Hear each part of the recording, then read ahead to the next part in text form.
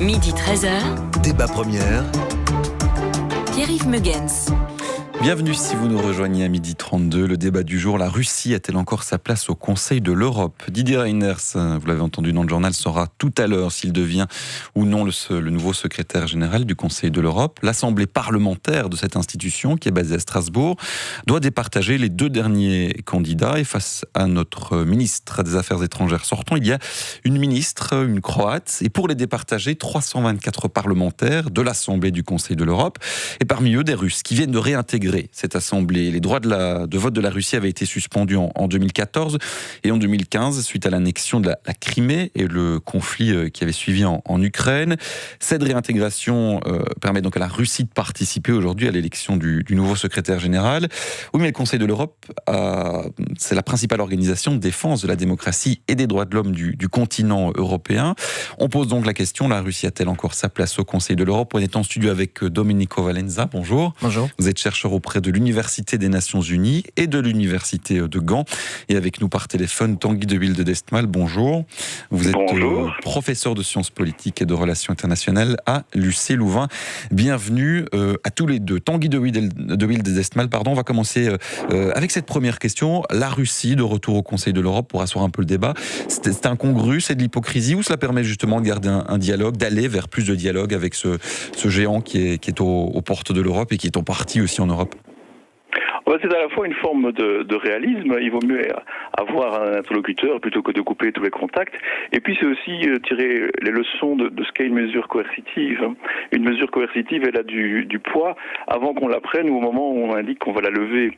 Et ici, puisque la Russie avait finalement boudé complètement le Conseil de l'Europe alors qu'elle avait subi des mesures, le bâton, on pouvait le transformer en carotte. C'est-à-dire que la carotte, c'était de dire mais revenez parce que d'une certaine manière, il faut affirmer le caractère pan-européen du Conseil de l'Europe et revenez parce qu'on va aussi changer la procédure et vos députés vont pouvoir réintégrer l'Assemblée parlementaire et par ailleurs, revenez et arrêtez de ne pas payer vos cotisations, ce qui donc arrangerait tout le monde. Donc il y a cette forme-là, il y a certainement cette forme de réalisme, mais il y a aussi cette idée que à la fois le Conseil de l'Europe a besoin de la Russie pour prouver le caractère pan-européen, mais les Russes, peut-être pas la Russie, mais les Russes ont aussi besoin du Conseil de l'Europe, puisque en participant au Conseil de l'Europe, finalement on participe à des instruments de protection des droits de l'homme, et ça permet à certains Russes d'invoquer cette participation au Conseil de l'Europe ou à la Convention européenne des droits de l'homme pour critiquer leur propre gouvernement. On va en discuter dans quelques instants justement de cette protection des citoyens russes via la Cour européenne des droits de l'homme. Mais même question à vous, Domenico Valenza, pour commencer. Ce retour de la Russie, ou des délégués russes en tout cas, au Conseil de l'Europe, c'est une hypocrisie ou ça permet justement le dialogue, comme l'évoque Tanguy de Wilde-D'Estmal ici, ou ce caractère pan-européen du Conseil de l'Europe? Je pense qu'il y a deux niveaux d'analyse. D'une part, évidemment, c'est une bonne nouvelle le fait que la Russie restera un membre du Conseil de l'Europe. Et je suis tout à fait d'accord avec l'analyse qui vient d'être faite. De l'autre côté, nous devons aussi faire face à ce qu'il apparaît comme un manque de cohérence de la part des pays membres du Conseil de l'Europe, parce qu'il y a 5 ans, une décision avait été prise. Et aujourd'hui, on se trouve exactement à régner dans un sens cette décision qui avait été prise sans un véritable changement dans le cadre politique. La situation est toujours la même. L'Ukraine est toujours un pays partiellement occupé par la Russie. Mais nous sommes face à cette décision. Donc voilà, oui, la Russie, c'est bien qu'elle reste au sein du Conseil, c'est évidemment un très bon résultat, mais on doit prendre en compte certaines conséquences par rapport à ça. Tanguy de Wilde-D'Estmal, l'édito du Monde écrivait cette semaine: s'il existe de bons arguments pour conserver la Russie dans l'organisation, il serait injuste et immoral de lui rouvrir les portes sans concession notable. On leur a exigé quelque chose, ça s'est passé comment, où ils reviennent effectivement après cette période un peu punitive, mais sans avoir vraiment changé? On ne peut pas dire qu'il y a eu un changement significatif, mais néanmoins, ce qu'on peut dire, c'est que on doit voir le Conseil de l'Europe dans son contexte. Vous l'aurez remarqué, beaucoup de gens ne connaissaient pas l'existence du Conseil de l'Europe et confondaient même avec une institution particulière de l'Union européenne, le Conseil européen. Et donc, tous les membres de l'Union européenne sont membres du Conseil de l'Europe. Et donc, le fait de lever quelques mesures qui tenaient quand même plutôt du symbole n'est pas si grave à partir du moment où dans l'autre instance, dans le cadre de l'Union européenne, finalement, tous les 6 mois, tous les ans, selon les cas, on doit renouveler, on le fait pour l'instant, malgré certaines divergences, on renouvelle des mesures coercitives en raison justement du fait de la non-avancée des accords de Minsk, qui doivent normalement pacifier la région de l'Ukraine de l'Est, et qui doivent montrer, on attend en tout cas du côté de l'Union européenne un changement du côté russe. Celui-là, on l'attend encore, et donc on maintient des mesures coercitives d'un côté, mais on les lève de l'autre pour ne pas aller trop loin. Parce que, de facto, à partir du moment où les Russes étaient partis de l'Assemblée parlementaire, ils risquaient finalement de ne plus payer leurs cotisations et de partir ou d'être exclus du Conseil de l'Europe, ce qu'on voulait éviter. Mais c'est pas ambigu justement cette position, notamment de la France et de l'Allemagne, qui avaient pas milité, mais enfin qui voulaient voir revenir la Russie. Vous l'avez dit, on a d'un côté les représentants russes qui seront là tout à l'heure. Ils font part de sanctions de l'Union européenne. Alors même si les deux institutions, Union européenne et Conseil de l'Europe, sont bien distinctes, n'ont pas de lien entre guillemets au niveau du fonctionnement entre elles, c'est quand même étonnant que la France et l'Allemagne acceptent de les voir revenir, ou si pas étonnant, un peu ambigu comme situation. Alors, certes, la politique internationale peut avoir un petit côté schizophrène. C'est-à-dire qu'on punit d'un côté et puis on accueille de l'autre pour discuter. Mais c'est normal quand on est face à un partenaire comme la Russie, parce que quelles que soient les mesures qu'on va prendre à l'égard de la Russie, demain, après-demain, on aura toujours la Russie comme partenaire au Conseil de sécurité avec qui on voudra peut-être régler la question de l'Iran ou la question de la Syrie. Et donc, on ne peut pas couper tous les canaux avec un tel partenaire. Ça explique cette apparente incohérence, effectivement, et on peut comprendre la colère des Ukrainiens ou des Géorgiens ou des Baltes en la matière, directement concernés par une forme d'agressivité des Russes, mais il faut voir ça dans un contexte beaucoup plus global. Et la France et l'Allemagne, généralement, se portent dans un contexte plus global. Domenico Valenza, on aurait dû être, à votre avis, plus exigeant avant le retour des Russes au sein du Conseil de l'Europe, ou finalement on est dans ce contexte international ambigu qu'évoquait Tanguy de Wildestmal, ce contexte un peu schizophrène qui nous oblige à faire des concessions pour avancer sur d'autres dossiers? Je pense que le problème qui se présente aujourd'hui n'est pas en soi la décision qui a été prise. C'est une décision compréhensible dans le sens de la politique internationale. Le problème, c'était peut-être il y a 5 ans, quand on a décidé de suspendre les droits de vote. C'est qu'il aurait peut-être fallu, mais c'est facile de parler a posteriori en même temps, mais ce qui peut-être il aurait fallu, c'était une stratégie de long terme qui nous aurait permis de dire « Ok, on commence avec la suspension des droits de vote, qu'est-ce qu'on envisage par la suite ?» C'est prévisible dans un sens que le risque de ce résultat, c'est la sortie potentielle de la Russie du Conseil de l'Europe. Donc en soi, ce n'est pas très surprenant. Souvent, on a été pris par surprise par les actes de la Russie. Et là, ce n'est pas le cas du tout.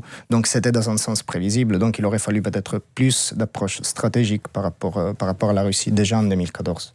Tanguy de Wild, si je vous demandais qui de la Russie ou qui du Conseil de l'Europe a plus besoin l'un de l'autre, entre guillemets, on a peu parlé finalement des avantages ou des inconvénients de la Russie à se retrouver dans cette institution-là.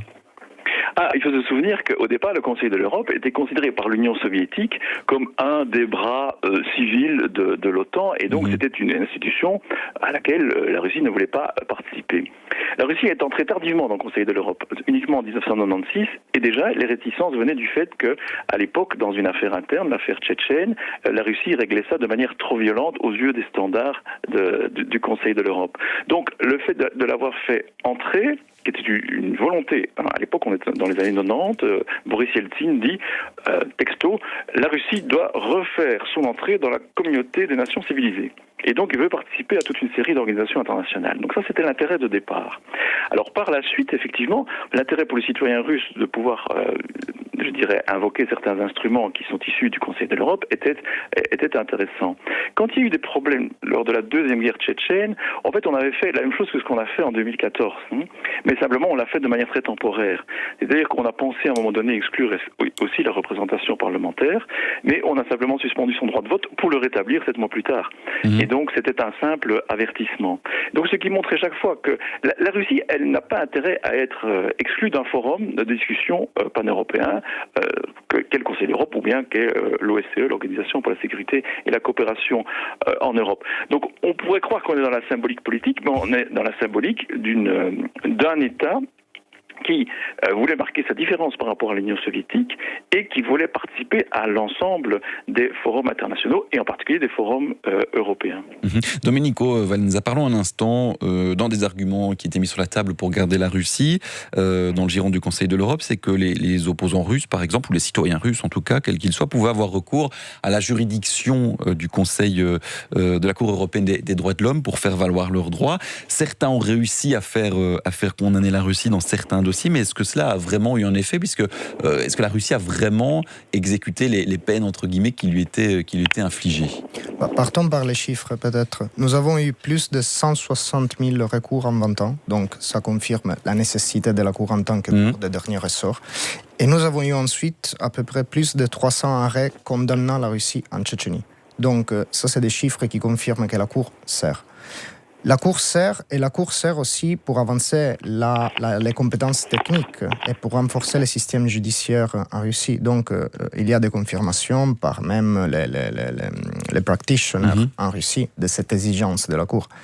Après, évidemment, ça détermine aussi une présence interne, parce que finalement, la Cour étant en cour de dernier ressort, ça demande aussi des actes de la part de l'État en réponse. Nous avons eu en 2019, il y a quelques semaines, je crois, une condamnation liée à le représentant de l'opposition extra-parlementaire, Alexei Navalny, concernant sa détention. Donc, sans doute, ça, c'est l'argument le plus fort qu'on peut avancer sur l'importance d'avoir la Russie à l'intérieur. Mais donc, est-ce que ces condamnations dont vous avez parlé, ces actes qui condamnaient la Russie, est-ce qu'ils ont été suivis de faits au niveau russe à part entière? Certains, oui. On parle d'endommagement financier, de dommagements financiers. Dans le cas de Navalny, en reprenant l'exemple que je viens de faire, on parle de 20 000 euros. Donc, ce n'est pas grand-chose.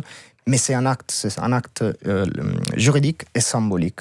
Et dans certains cas, ça a donné suite d'une façon. Un des cas principaux a été le cas des Yukos, dans lesquels la Russie a été impliquée à partir du début des années 2000. Donc oui, encore une fois, la Cour, c'est même une question épineuse pour le pouvoir russe. Tanguy de Wild, même question, cet argument de la saisine par les citoyens russes de la juridiction de la Cour européenne des droits de l'homme, c'est vraiment ce qui permet de ramener la Russie et ce qui permet de la garder comme argument au sein du Conseil de l'Europe, avec des effets qui ont été suivis sur le territoire même pour ceux qui sont plaints, qui ont réussi à faire condamner la Russie, leur pays. Un jour, un secrétaire général du Conseil de l'Europe a dit que le Conseil de l'Europe, la Convention européenne des droits de l'homme et la Cour, mais c'était en fait un miracle permanent. Le fait que les États s'y soumettent. Et le fait que les États s'y soumettent parce qu'ils l'ont volontairement décidé. Ça a été le cas pour la Russie, effectivement, et avec les conséquences qu'on vient de donner. Et donc, ça explique pourquoi le Conseil de l'Europe, en tant que tel, ou l'Assemblée parlementaire en tant que telle, ne veut pas être l'instrument qui mettrait la Russie dehors pour cette raison-là. Merci à tous les deux. On va poursuivre ce débat dans quelques instants. Vous restez bien avec nous autour de la table et vous avec nous derrière votre poste, Tanguy de Wild-Estmal et Domenico Valenza. On vous retrouve. On va évoquer un peu le cas justement de la Crimée et de l'Ukraine, qui elle grince plutôt des dents quant au retour de la Russie dans le Conseil de l'Europe. À tout de suite. Le festival de Woodstock a eu lieu il y a 50 ans. Découvrez Very Good Trip Woodstock 1969. 9 épisodes qui racontent l'histoire de ce rassemblement emblématique de la culture hippie des années 60. Un feuilleton radiophonique inédit, écrit et présenté par Mishka Assayas, chaque samedi de 10h à 11h, cet été sur La Première. Et 24h sur 24 sur RTBF Ovio. Une coproduction France Inter, La Première. Génial le Pérou, sauf qu'on m'a volé mon sac à dos. Heureusement, j'avais Maxime Assistance. Faites comme Maxime. Prenez l'assurance voyage qui s'adapte à vous. Infos et conditions sur europeassistance.be. La première présente la 9e édition du Festival Musique 3 Diversity. Cette année, plus que jamais, le plus rock des festivals classiques vous démontre que la musique ne connaît pas de frontières. Un marathon musical et festif de plus de 50 concerts et activités du 28 au 30 juin à Ixelles. Info sur musique3.be. Une banque qui connaît la musique, ça manquait au Festival Musique 3. KBC Brussels. Préparez-vous pour la 30e édition de Couleur Café avec Lauryn Hill, Salif Keita, Kamasi Washington, Goran Bregovic, Protégé, Tikenja Fakoli, Sean Paul, Xavier Rudd, Craig David et Coco Roco. Couleur Café du 28 au 30 juin dans le parc au pied de l'Atomium à Bruxelles avec la première et la 2. Des vacances à deux pour le prix d'un ? Vous en rêvez ? Avec Neckermann, vous l'avez. Réservez vos vacances en avion et c'est gratuit pour la deuxième personne. Faites vite, ce sont les dernières heures. La première présente le coffret du concours Reine-Élisabeth de violon 2019. Tous les lauréats sont réunis dans ce coffret pour vous faire revivre un mois de grandes émotions musicales. Stella Chen, Timothy Choi, Stephen Kim et bien entendu Sylvia Wang, la révélation belge et prix Musique 3. Un coffret 4 CD, déjà en vente partout. Débat première. Pierre-Yves Muggens. On débat du rôle de la Russie au sein du Conseil de l'Europe. A-t-elle encore sa place dans cette institution, principale organisation de défense de la démocratie et des droits de l'homme du continent européen ? Marc, par téléphone, avant d'évoquer la situation ukrainienne et la Crimée, ce qui est un peu la pierre d'achoppement pour le moment dans ce débat, Marc, par téléphone, nous dit que la plus grande frontière européenne est la frontière avec la Russie, que les Américains ne sont pas parfaits non plus, les Russes ne sont pas non plus une référence, mais que la Russie, c'est 14 fois la France. Il faut avoir du bon sens, nous dit-il, le bon sens s'arrête là où la politique commence. Domenico Valenza, c'est un peu ça aussi le résumé, on l'avait évoqué tout à l'heure avec Tanguy de Wildesmal, qu'il y a ce consensus qui fonctionne et c'est ça aussi qui fait l'essence même de cette institution qu'est le Conseil de l'Europe, qui regroupe 47 pays qui n'ont pas tous forcément les mêmes systèmes et qui ne sont pas tous au même stade en termes de démocratie. Oui, c'est justement ça la particularité du Conseil de l'Europe. C'est une institution avec beaucoup d'États, très différents entre eux, et où les deux organes principaux n'ont pas un rôle exécutif en tant que tel. Ceci dit, carrément, à un moment où les juges doivent être nommés, les juges de la Cour européenne des droits de l'homme, par exemple, c'est très difficile de ne pas compter dedans les Russes sur lesquels le jugement même des juges sera important. Donc ça devient dans un sens difficile de ne pas avoir les Russes dedans. De ne pas avoir les Russes avec nous. Tanguy de Wildesmal, est-ce que les Occidentaux, cette fois, ne donnent pas un peu l'impression à l'Ukraine de l'abandonner en permettant à Moscou de revenir de la sorte dans le giron du Conseil de l'Europe ? On le rappelle, puisque la Russie avait été mise de côté après les événements en 2014 et 2015 et l'annexion de la Crimée.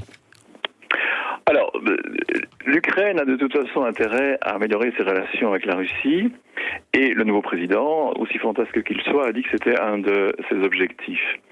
Mais on ne peut pas dire qu'on abandonne véritablement l'Ukraine. D'abord, parce que je l'ai dit tout à l'heure, il y a des pressions qui sont émises à un autre niveau, au niveau de l'Union européenne, et que par ailleurs, toujours au niveau de l'Union européenne, où là les aides économiques sont beaucoup plus déterminantes. Le Conseil de l'Europe n'est pas un organe qui peut donner du poids économique à un partenariat. Du côté de l'Union européenne, il y a eu une mutation complète des relations avec l'Ukraine. Bien sûr, il reste problème du Donbass, du Lugansk, de l'Ukraine de l'Est, sans même parler de la Crimée. Et donc, si on veut serrer les problèmes, c'est là qu'un progrès est attendu. Dans une forme de... Je ne parle pas de la Crimée, je parle uniquement de l'Ukraine de l'Est, dans une forme de pacification, de modus vivendi acceptable entre l'Ukraine et la Russie, et que le Conseil de l'Europe, mais plus sûrement l'Union européenne, voire le format de Normandie, c'est-à-dire la réunion entre la France, l'Allemagne, l'Ukraine et la Russie, pourrait promouvoir davantage. Mais ça veut dire qu'aujourd'hui, le Conseil de l'Europe pourrait, d'une certaine manière, vraiment jouer un rôle dans ce dialogue qui pourrait s'installer entre Russie et Ukraine ? Tanguy de Wild ? Le Conseil de l'Europe l'Europe peut jouer un rôle en ne mettant pas de l'huile sur le feu et comme on vient de le dire, en expulsant ou en ne faisant pas sortir de facto la Russie, ça c'est un point. Quant à la capacité, je dirais, d'initiative diplomatique de jouer un rôle du Conseil de l'Europe, là je serais beaucoup plus réservé en la matière. C'est pas ce forum-là qui va, d'une certaine manière, trouver les voies de négociation pour trouver une solution diplomatique à la question ukrainienne, encore moins à la question criméenne.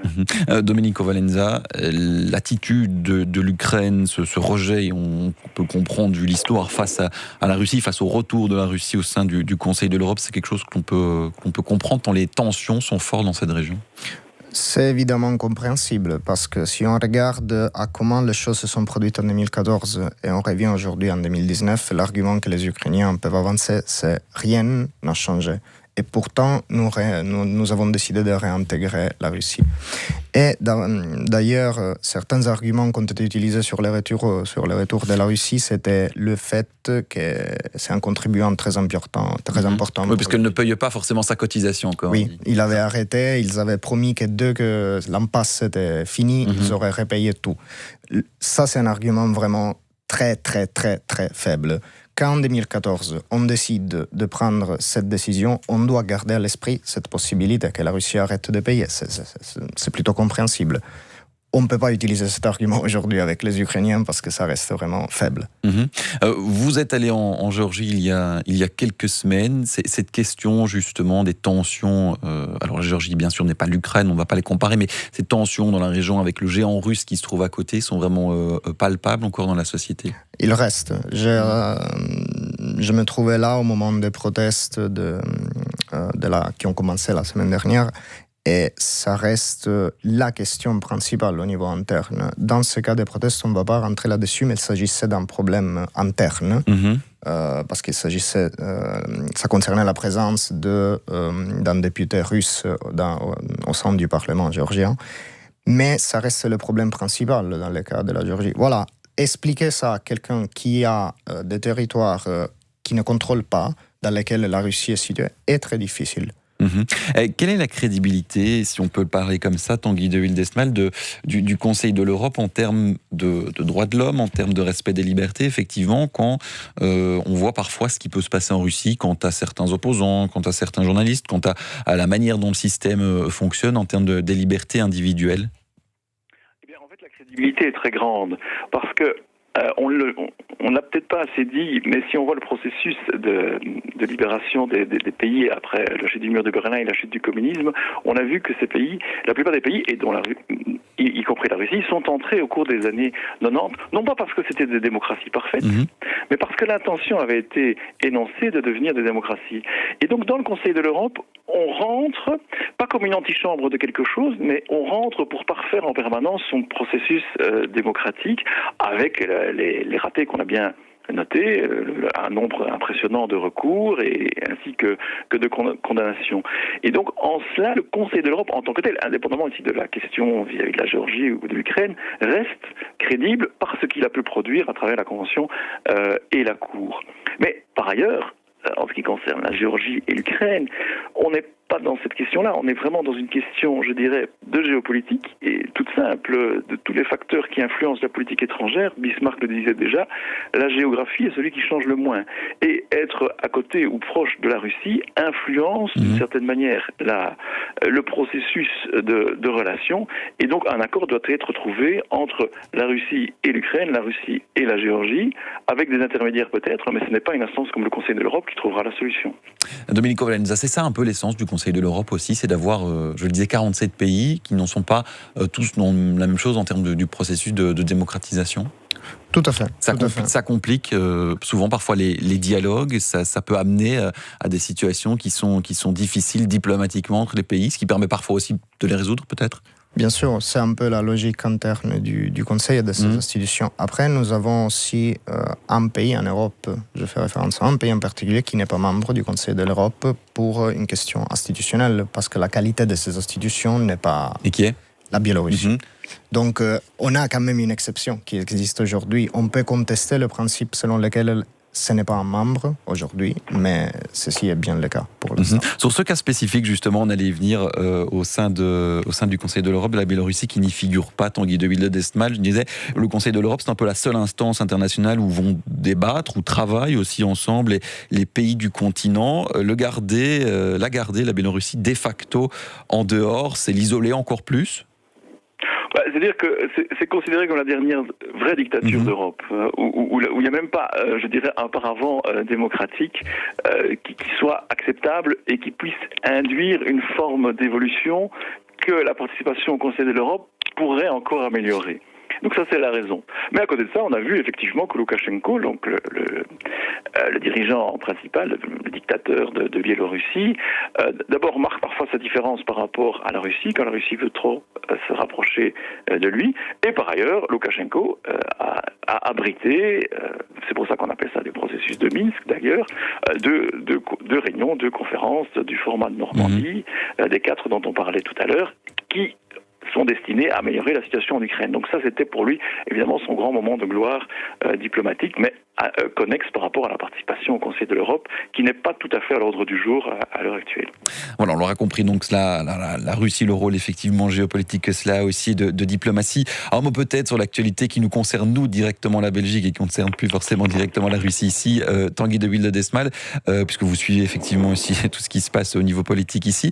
Est-ce que avoir Didier Reynders, on le saura tout à l'heure, mais qui pourrait diriger, enfin en tout cas devenir secrétaire général de cet organe, de cette organisation, ça pourrait être pour la Belgique de conforter un peu ce rôle international qu'on a déjà sur le continent, de par notre position et puis le fait qu'on accueille aussi d'autres organisations internationales d'importance? Mais d'avoir quelqu'un qui occupe une haute fonction internationale, évidemment, pour le pays, c'est toujours un signe de la reconnaissance de la qualité de sa diplomatie, comme ça a été le cas pour Herman Van Rompuy au Conseil européen. Donc ça c'est évident. La question, évidemment, est de savoir ce qui va motiver ici l'Assemblée parlementaire. Est-ce qu'il y a, vu la concurrence avec la dame croate, est-ce que la Croatie a obtenu dans un passé récent de hautes fonctions? Est-ce que la comparaison va se faire à ce niveau-là? Est-ce qu'on va se dire qu'il y a un petit temps qu'il n'y a plus une femme non plus qui a été à la tête du Conseil de l'Europe? Tous ces éléments-là vont jouer et peut-être pas spécifiquement les relations potentielles avec la Russie, me semble-t-il. Domenico Valenza, pour terminer ce débat, le Conseil de l'Europe, on l'avait dit avec Tanguy de Wilde-Desmal tout à l'heure, c'est quelque chose qu'on confond souvent avec certaines institutions de l'Union européenne directement. C'est pas du tout la même chose, même si forcément c'est un petit peu lié de par la proximité par le continent. C'est une institution qui devrait peut-être expliquer un peu plus aux citoyens européens, de tous ses membres, de ses 47 membres, la manière dont elle fonctionne. Elle est plus vers les gens, ou ça doit être quelque chose qui reste vraiment diplomatique, un petit peu d'intouchable? Je pense que c'est à nos représentants européens d'expliquer mieux le fonctionnement des institutions en soi, et lorsqu'on explique, on devrait déjà commencer à expliquer l'Union européenne mieux, qui est une institution qui touche nos vies dans le quotidien beaucoup plus que le Conseil de l'Europe, et à ce moment-là, peut-être mettre en clair. Mais ça reste une institution fondamentale parce qu'elle protège toute personne qui se prétend victime de violations. Voilà, une organisation qui fête ses 70 ans cette année. Merci d'avoir été avec nous, Domenico Valenza, chercheur auprès de l'Université des Nations Unies et de l'Université de Gand, et Tanguy de Wilde-Desmal, professeur de sciences politiques et de relations internationales à l'UC Louvain. Merci à tous les deux d'avoir été avec nous. Dans quelques instants, votre journal de 13h. Juste après, Laurent Dehaussé vous accueille pour un bond dans l'histoire. Bonjour Laurent. Bonjour Pierre-Yves. La transmission du pouvoir monarchique, je vous assure, ce n'est pas une chose simple. Beaucoup se sont arrachés les cheveux.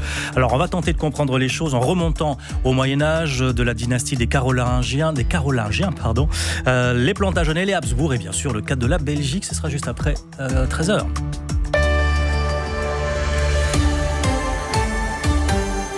Le journal